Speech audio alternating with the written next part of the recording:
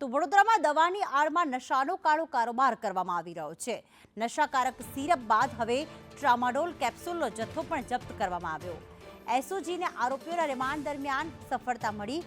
વાઘોડિયાના શ્રીપોર ટીમ્બી ગામે ગોડાઉન ભાડે રાખવામાં આવ્યું। ગોડાઉનમાં સિરપ અને કેપ્સ્યુલનો જથ્થો જે પડ્યો હતો, જેમાં 32.32 લાખનો જથ્થો જપ્ત કરવામાં આવ્યો છે। સાથે આરોપી વિપુલ કેવું રાજપૂતની પૂછપરછ હાથ ધરાઈ છે।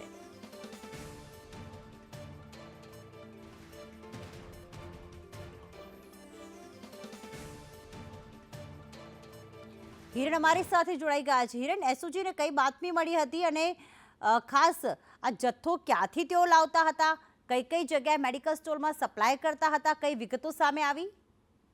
જી પ્રીતિ, ખાસ કરીને વાત કરીએ, એસઓજી પોલીસે હમણાં 4 દિવસ પહેલા જ આરોપીઓની ધરપકડ કરી છે।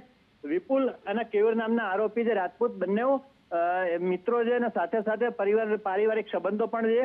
આ બંને જણા જે કફ સિરપ હતી, કોડિન કફ સિરપ, એનો જથ્થો ઘરમાં રાખી મૂકીને ધંધો કરતા હતા। પોતાની 2 મેડિકલ સ્ટોર છે, એક વાઘોડિયા તાલુકાની અંદર છે ને એક બીજી જે અર્બન રેસિડેન્સીમાં છે। આ બંને જણાનો ધંધો હતો। એ બાતમીના આધારે છાપો મારેલો, છાપો મારીને કોડિન કફ સિરપનો જથ્થો ઝડપી પાડેલો।